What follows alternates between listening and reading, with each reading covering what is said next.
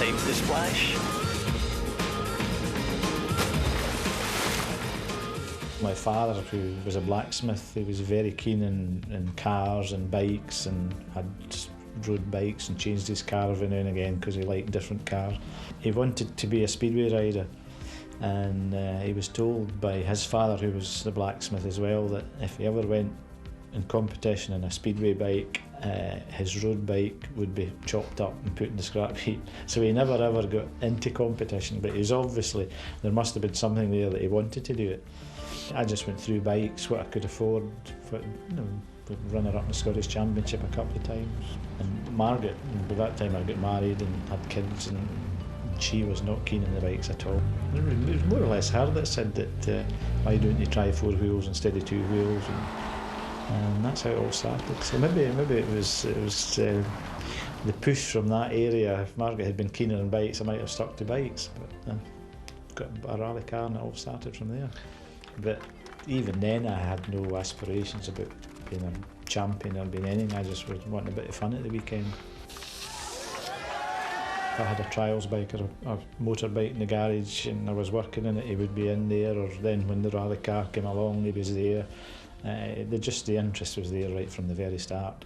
I mean, both his grandparents, whenever if he was with them and they come to our driveway, they had to stop the car at the gate at the driveway, and he got on their knee and drove it up the drive and into the garage.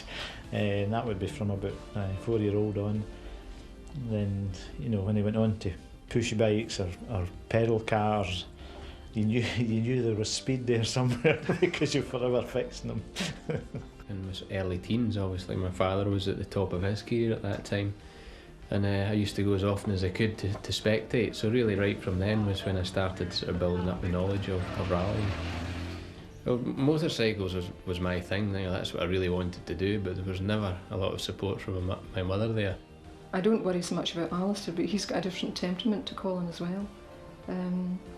Alistair's a thinker, and he'll work at things. If he doesn't get it right, he'll work away at it, whereas Colin's much more impulsive, I feel, and always has been. And as I say, he's put under an awful lot more strain with the media and whatnot. When I turned my attention more to cars, then there was a wee bit more support, and she obviously then let my father give me a bit more support. So really, auto testing when I was 16 years old, then a bit of navigating, but really at the end of the day I wanted to drive the car. So from 17 years on, it was all I could do just to get a hold of a rally car.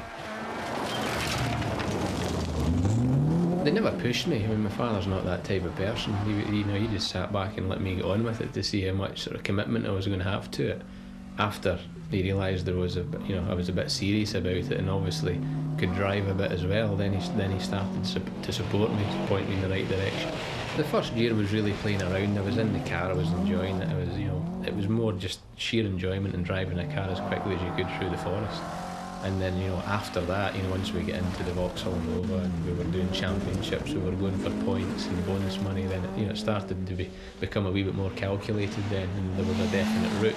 So then, obviously, I started to set the goals very high.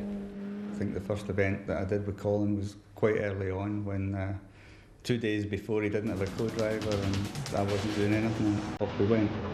He bought the Nova, which made him famous at that time, and asked me to go and do the national championship with him. His driving ability was obviously clear from the very start, and it was a case of building experience and building maturity. Obviously, when 18-year-old boys are, not particularly worldly wise. I first became aware of Colin in 1982 Madeira Rally. It was a season when I was actually doing some events in the European Championship. But my memory of Colin was, I think he was actually running around then with a broken arm, and I believe it was something that had fallen off a motorbike or something like that. So that's certainly my first memory of him as a person. The young son of Jimmy McRae coming into motorsport, and of course all eyes were on Colin at that time, but I think he was a wee bit reckless in his early days, and that's when we first heard about Colin. My first memory, and it's very vivid indeed, of Colin was on the Scottish Rally when he drove the Nova.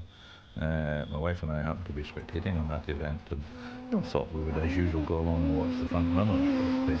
But we found later in the event that Colin was so spectacular and so impressive that we were timing our visit to the forest to coincide with when he was going to, rather than the front car. Very, very committed and very spectacular. From the very first moment I was in the car, you knew that he was in control, and it was only a question of gaining experience. I mean, he is just so relaxed behind the wheel. Colin's always been the same. He's got one speed. That's flat out. when he finished 8th overall in Scottish, at such a young age, yeah, that's when I, started to think, here, this young buck's going to start to beat me as well. And when he moved into bigger cars and more powerful cars and driving the Ford Sierra and things like that, I did have a particular interest in him and in his style, and it reminded me very much of Roger Clark. Big commitment, lots of sideways, and really terrific car control. I think that was shown all the way through from the Nova to the Sierra. Things quieten down a bit when you get into four-wheel drive, and you've got to be more controlled. But very spectacular. And that for natural ability, like you wouldn't believe. Both Tyre, we win the championship. And if they both finish, I'll need to finish one place in front of them to win the championship.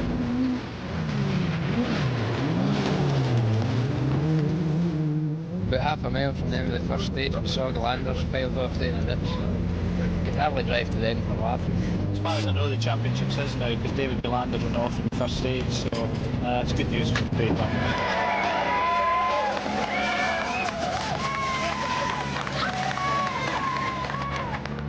89 in the Open Championship when he competed in that Group N car, and he was getting some very good results in the Group N car and putting up some very quick times up with Jimmy and myself on time. So obviously you noticed then straight away, because he's competing directly against you. I was asked many times,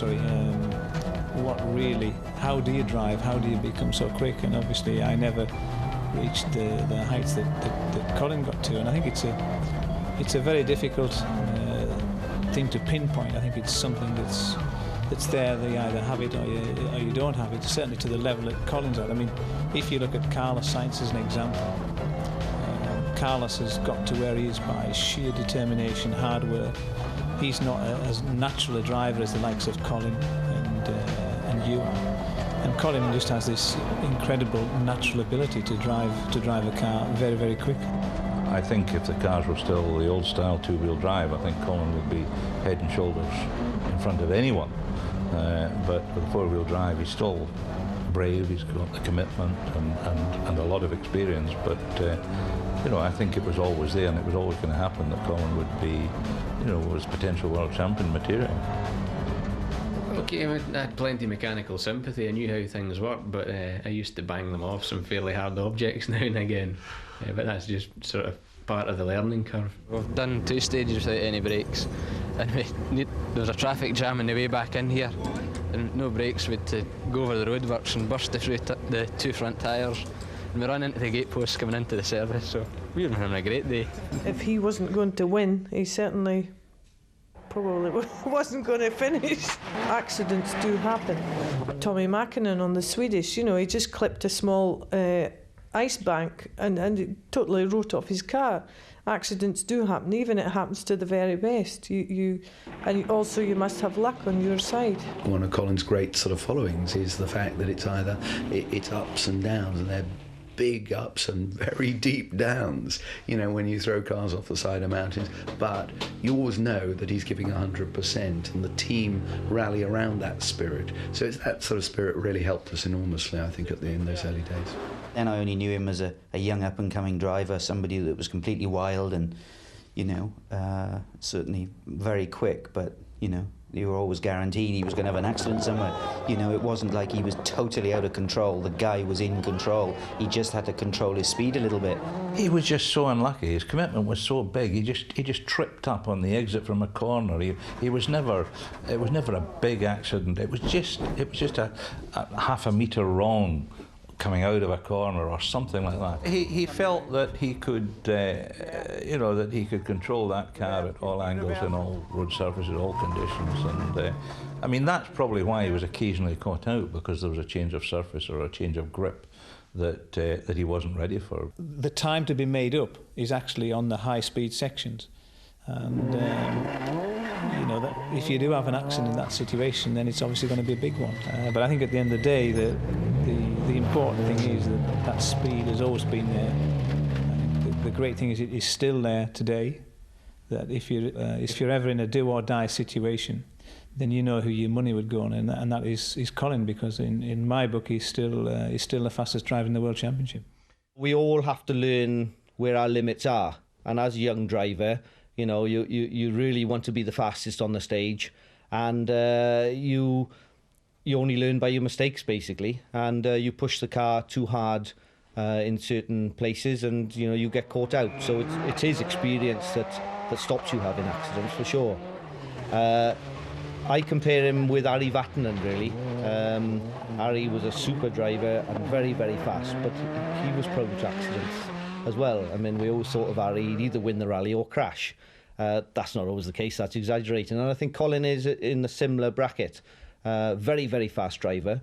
And I think the crashes happen because they've got such big commitment. He certainly did what Tony Pons said you needed to do to be a world-class driver, and that's to have world-class accidents. I've seen some in-car camera with Colin, and it really is awesome, you know, when you're sitting there and you can understand all that's going on.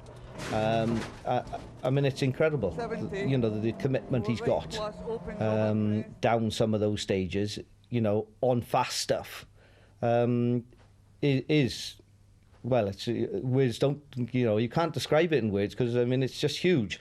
And I think then of course you get something small going wrong and it's a big accident. So I think it's his speed that causes that.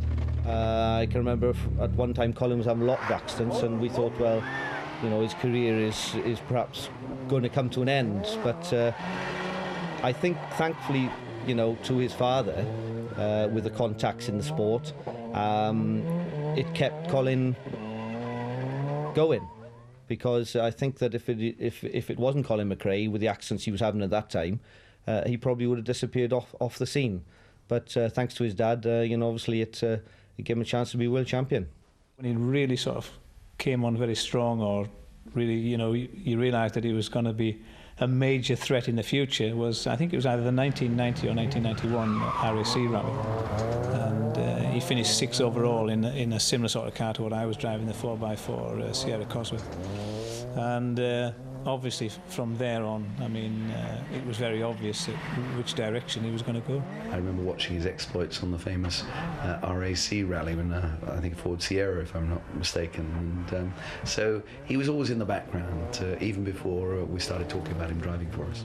All I wanted to do was, once I got into it, was, you know, I set the goal of being world champion, and that's what I went for. And I think if you're going to make a professional career out of something, you've got to set the goal as high as possible and go for that.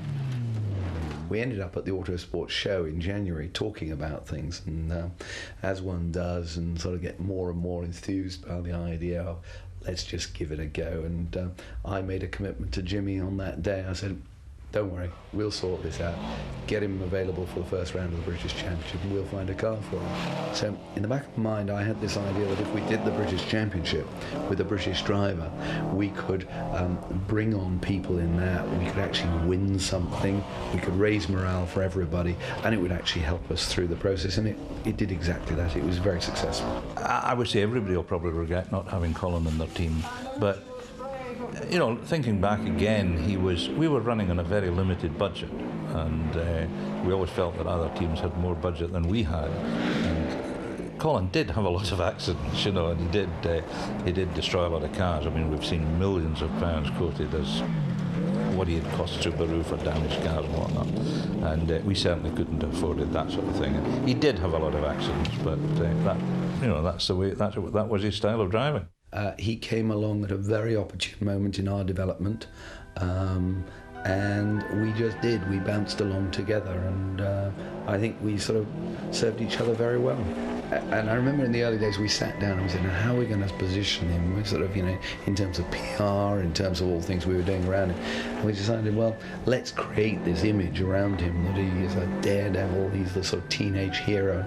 I had a young teenage son as well, and he looked up to Colin as a sort of, you know, spiritual sort of character in the vein of Jacques Villeneuve and the like, if you know. But so we created this PR around him, the big photographs of him doing wild and crazy things. It came back and bit us after a while when the FIA decided this was the true Colin McRae and he needed to be curtailed, and he and I ended up in front of the World Council being sort of reprimanded for some of his antics that he was supposed to have done. He played up to it as well. He did the stupid things and he did all the sort of wild and wacky extremes. But he's moved on from there anyway. That's not the Colin we know today. I remember once doing an interview with David Williams, and he asked me when I was going to be world champion, and I did say 95, and you know that was sort of 3 years before that, so there was obviously just a wee bit of luck in there as well, but yeah, it was about right. Winning the World Championship is a lot of the time about being in the right car in the right year. And you know, it's such a big package, isn't it? It's not just the driver. It's like horse racing. If you haven't got a good horse, you're not going to win the race. It's the same in rallying. You have to have the car that's capable of winning, and of course being reliable as well. And I think, you know, when Colin gets all the bits together, he'll be world champion again. We were in the best team, best car, best tyres, and on our day Colin and I were the best. There's no doubt about that, and that's how you win championships. It's one of these things that you do, and it's you really need to do it twice to get the full benefit of it. You know, you miss half of it as it's happening. It's a great feeling. You know, that's why I was there. That's what I wanted to do. That was the goal, and you know, just a lot of joy and emotion and everything all rolled into one. You know, you tend then to think about how you got there and how much effort was put into getting there, and you know, how many people you relied on to get there. And it's, you know, when you think back, it's a hell of a lot of people, a hell of a lot of effort, and a lot of money from everybody that supported you. That was quite extraordinary. Quite extraordinary. It had been a rather strange year as well. I think Carlos, if I remember correctly, had fallen on a mountain bike and hurt his shoulder. We'd only just really coming to the fore, getting ourselves competitive. Lots of issues going on at the time, and it was we were hanging on by our fingernails, really were, financially and everything. So to actually achieve that on home soil here, winning the title, British driver for the first time, it's one of those things you'll never forget. Well, that was quite a difficult year for us because we were in the same team with Carlos. Towards the end of the year, there was a lot of internal politics within the team to try and retain Carlos. Carlos was obviously unhappy about his situation, and it was difficult, particularly over the last couple of events. At the end of the day, you know, I think when we went to the RAC that year, Colin and I were both in the frame of mind, without even discussing it, we were just so confident that we were going to win the championship. There was absolutely no doubt in his mind, I'm sure of that, and there was none in mine at all. It didn't matter what was going to go wrong, we were going to win that championship, and in fact we did, you know, and that's, for me, one of the marks of his ability, that at that time he was so focused on what he wanted to do. Once you are there, it's just as hard to stay there or to do it again, or maybe even harder, depending on how you won it in the first place. But you know, I've been trying since '95 to win the championship and haven't done it. I have to tell you that once you've won the championship, then the hard work really starts, and it very quickly takes some of the gloss off it.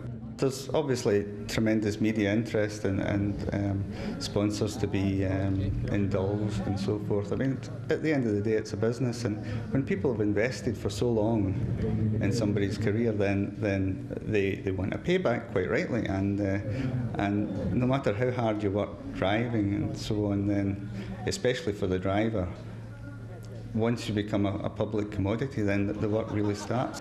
We had a few parties and some fun, but you know, the realisation that you're world champion came with quite a shock to the system in some ways.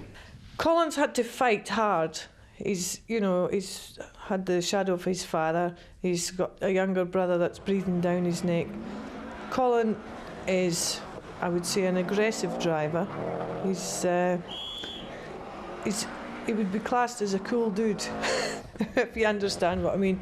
Colin is very brave. He's got the bottle to take a car to the very limit.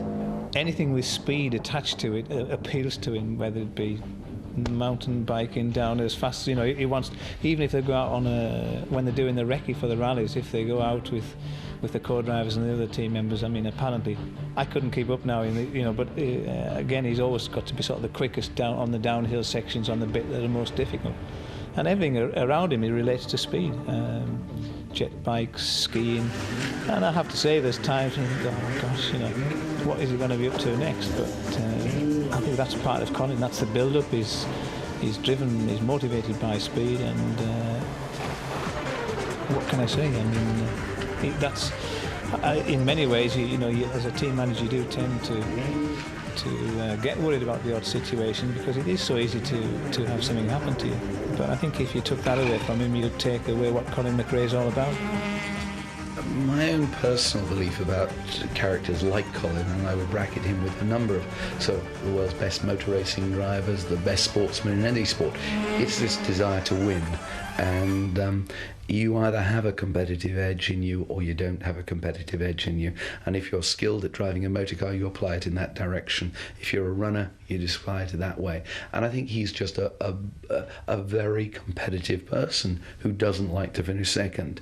And he's applied that skill to rallying. If you look at what these drivers do in the World Rally Championship today, the speeds they drive at, the roads they drive on, that enormous variety of terrain and climate they're in, and you look at some of these places, and I've driven on some of these roads myself with Harry Barton, and so if you look at those situations, there has to be an extraordinary self-confidence, belief in yourself, to do that at that level, and that perhaps sets them apart from the rest of us, that innate belief that it's all going to work out on the day.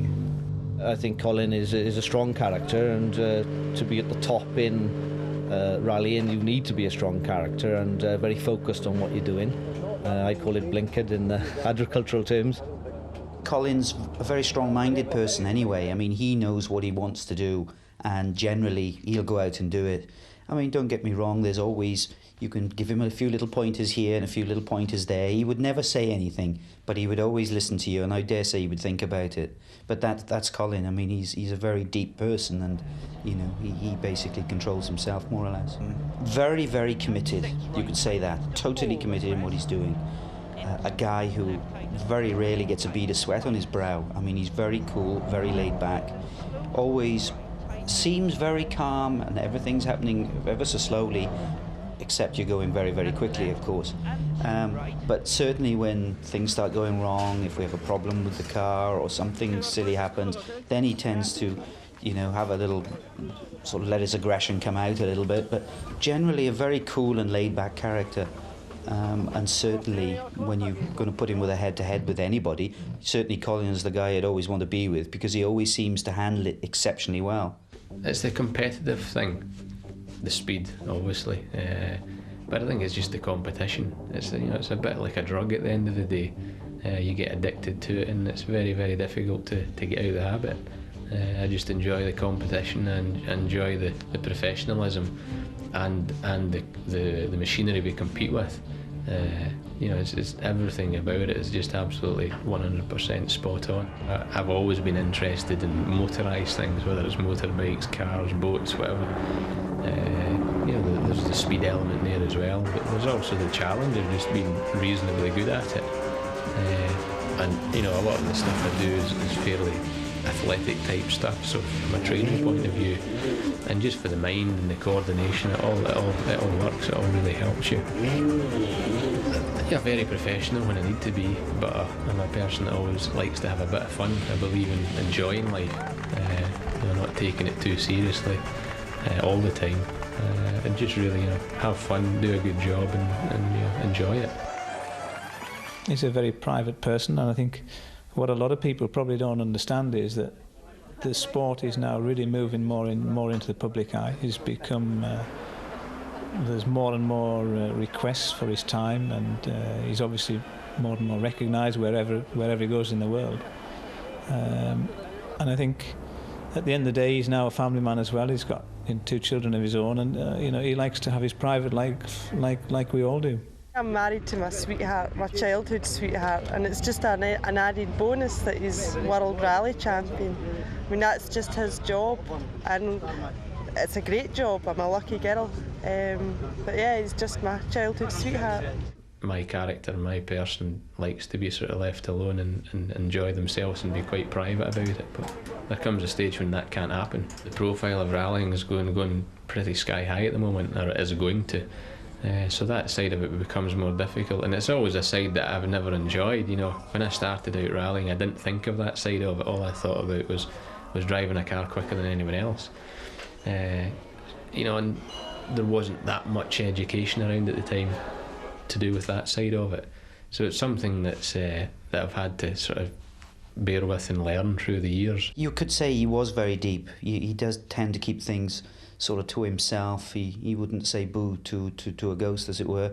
He's generally very quiet, and I think most people look at Colin from the outside and think, God, he's a strange chap, how quiet he is.